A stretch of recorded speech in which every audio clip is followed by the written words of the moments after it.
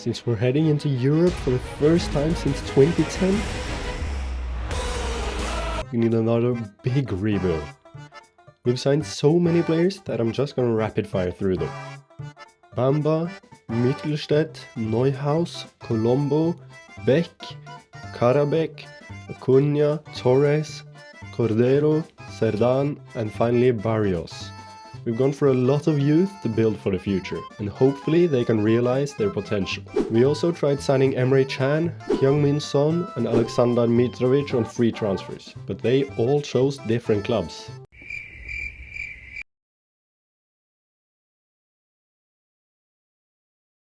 Now on to the outgoings. We've sold Nemeth, Vuskovic, club legend Sean Lau, and finally Yusufu Moukoko. Sean Lau wasn't really cutting it anymore, and it's a truly sad day for the club. And as for Moukoko, he had a 55 million release clause in his contract, which Man City happily paid for, so he's gone as well. We'll definitely have a hard time replacing those goals. We start the season with a 4-0 win against semi-pro side Hallescher in the DFB Pokal. Chanelson got a brace, with Viper and Jota getting the final 2. The season preview has us in 7th, 2 places below where we finished last season. I'm hoping that we can push for UCL football this season, and hopefully we can have a good return to the European stage as well. The first league game of the season and the final game for Moukoko before he leaves for England was a 2-0 win against Hoffenheim. Moukoko scored both, so we're really gonna miss him once he leaves. But at the same time, it's a brilliant piece of business from us. He signed for us for just 8 million a year ago, and now he's leaving for 55 million. That's some incredible profit.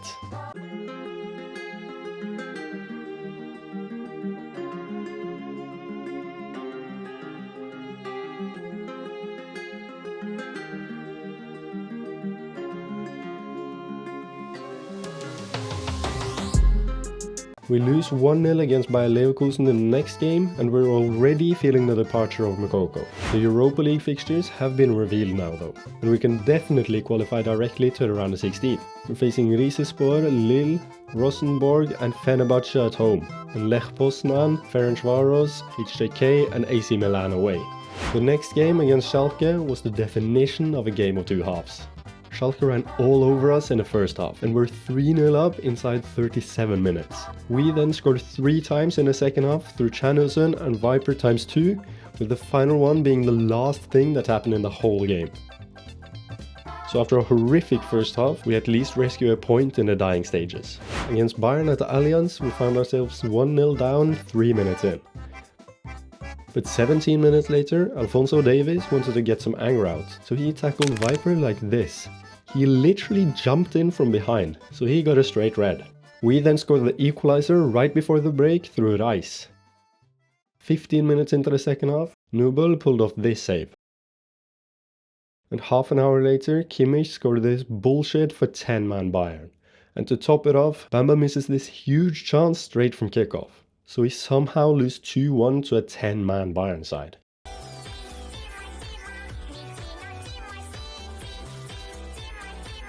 Thankfully though, the next game we smashed Rizespor 5-1 in our return to the European stage. Chanelson, Jota, Acuna, Bamba and Torres scored our goals in the 5-1 hammering. Against Union Berlin in the 5th league game, we draw 1-1. Beck scored our only goal off the post in a game we wasted a lot of chances. And against Lech Poznan in the 2nd Europa League game, we managed to lose 1-0. We had almost double their XG, and they won with this shite shot that Van der Voort should be saving. The next 3 league games we finally get some momentum going. We smashed Gladbach 4-1 as Viper scored a hat-trick and Van den Boomen scored this insane free kick.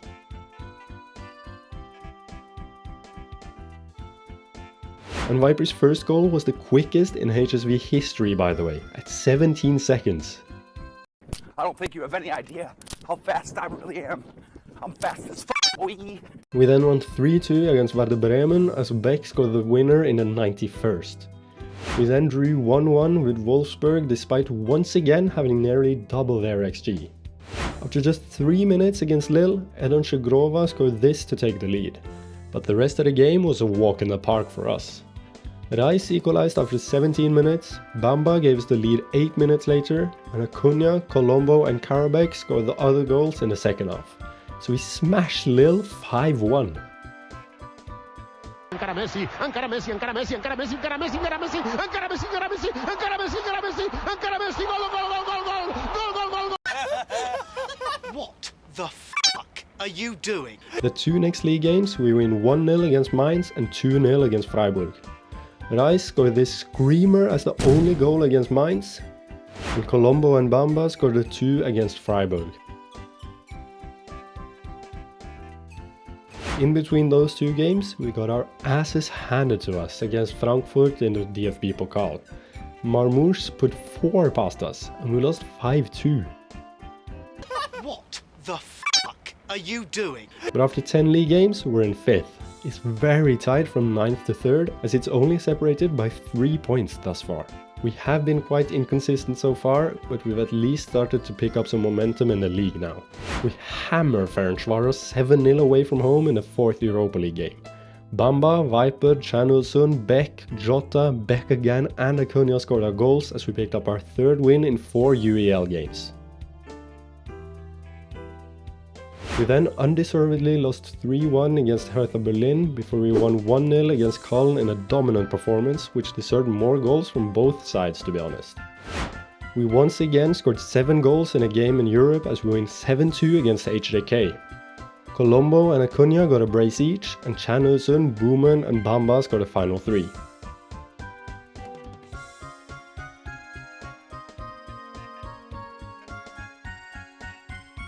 Before the next game in Europe, we lose 1-0 against Dortmund, which we deserve to at least draw. And then we won 3-0 against Frankfurt to take revenge for the 5-2 loss in the Pokal.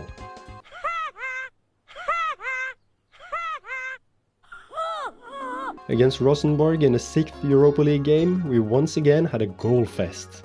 We won 5-0 as Acuna, Chanulsun and Viper with a second half hat-trick got our goals. We've won 5 out of 6 UEL games and are guaranteed some form of knockouts, but we still need a win in January to secure direct passage to the round of 16. The final 2 games before the Christmas break, we lose 1 and win 1.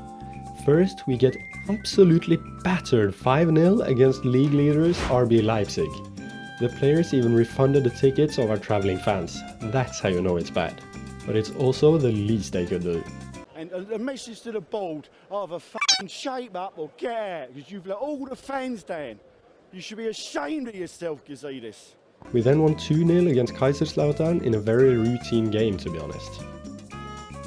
The only thing we did in the transfer window before deadline day was to bring in Ramiro Duarte for 3 million from Argentinian side Instituto.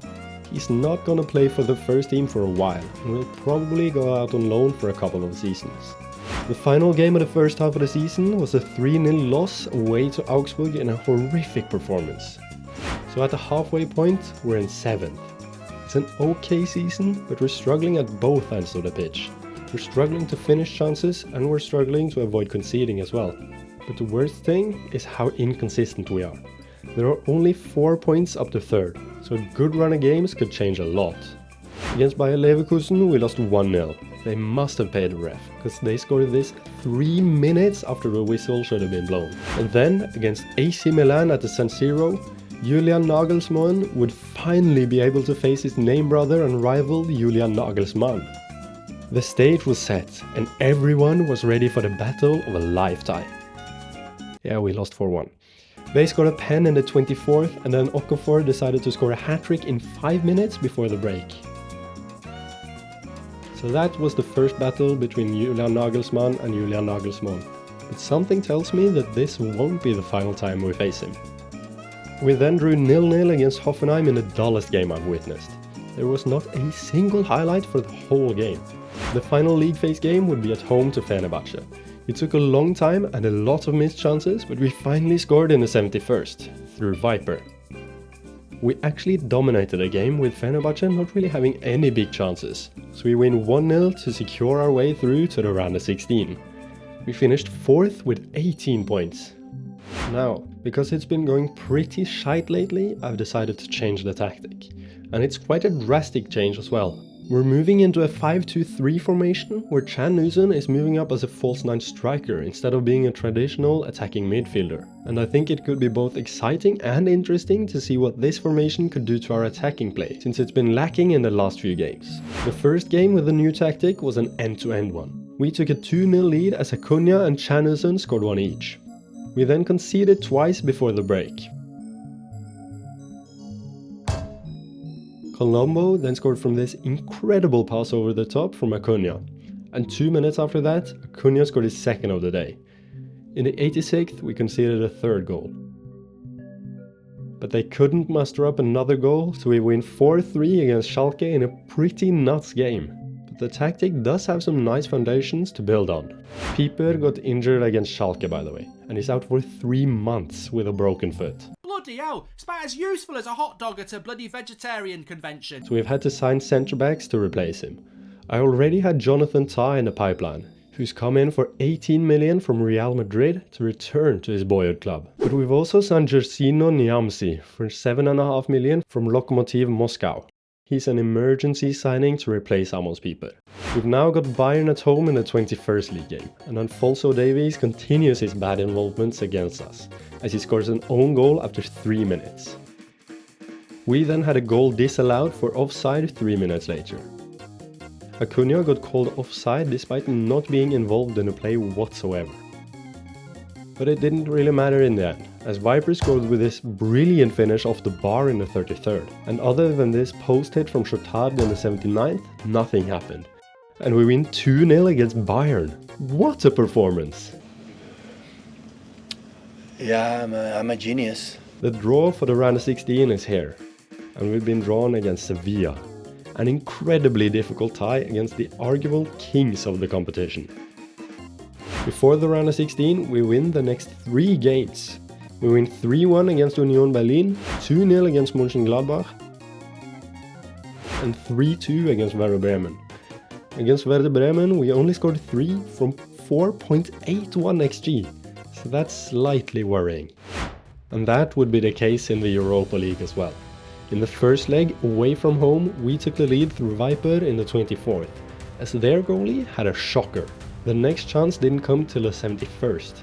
We genuinely just got outplayed here, and Ocampos scored from it. Sao then scored this outrageous long shot 5 minutes later. But straight from kickoff, Colombo scored this header from Jata's great cross to equalize. 4 minutes later though, Van der Voort came diving out like f***ing Batman and whiffed the ball. So Bade scored the rebound off of the post from his own header. So we lose 3-2 in the first leg, but it's not impossible to come back from. It's only 1 goal. Holy Jesus. What is that?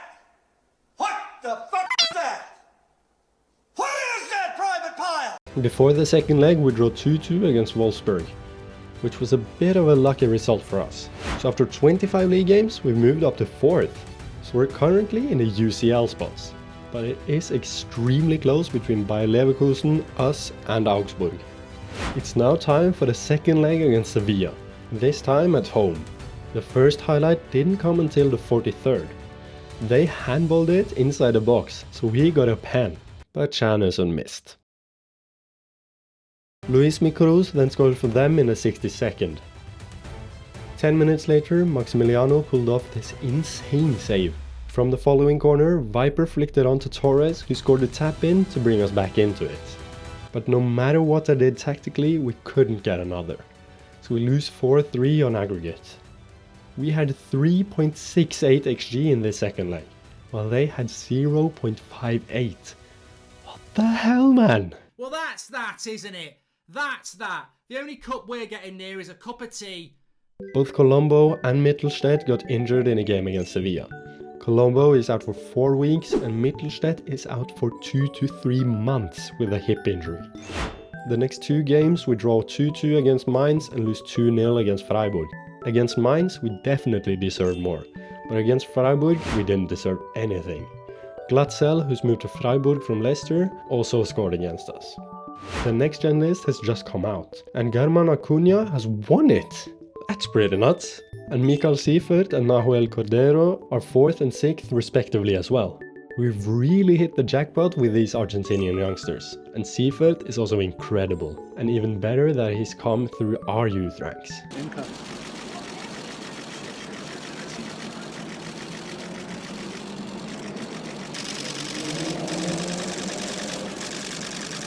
After 2 bad performances, we have 3 brilliant ones against Hertha Berlin, Köln and Dortmund. We won 3-1 against Hertha with our 3 strikers getting a goal each. We then won 2-1 against Köln, before we won 1-0 against Dortmund with Sedan scoring the winner in the 88th to get his first goal for the club. So after 30 league games, we're still in 4th. We have a 4-point gap down to Frankfurt in 5th, but we're playing them next, so that's a huge game. It's also very close from 3rd down to 7th, as 6 points is all that's between those 4 places. Against Frankfurt, we get beat 4-1, a horrible performance from us. And we now only lead by a point over them, when we could have led by 7. We've now got RB Leipzig. They have a chance of winning the league today, and we need to win to get back into the top 4. After just 9 minutes, Acuna scored this header from Van der Bremt's incredible cross. Chanhusen then doubled our lead in the 22nd, as he scored a rebound off of Van der Bremt's low cross, which Grabara knocked out to Chanhusen. Mikael Seifert then gave away a pen extremely unnecessary, as he pushed Simakan, who was on his way out of the box. Seško then scored the pen to bring it back close. But just 7 minutes after that, Torres headed the ball down to Acuna to smash it home. And we win 3-1 against league leaders Leipzig. The next game, against already relegated Kaiserslautern, we win easily 2-0 as Acuna and Vipers got a header each. So it's all down to the final day of the season in terms of the UCL spots. Wow!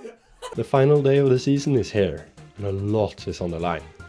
We're playing Augsburg at home. Both us and Augsburg are on 60 points, and Frankfurt are on 59, so it's going to be a tense affair.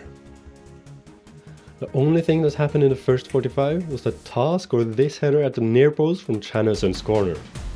Not long after the break, Morgala scored this for Augsburg. 15 minutes before the end, Colombo scored this from Ta's shot to give us the lead again. 5 minutes later though, Rex Bekkay scored this long shot, which Van der Voort should be saving.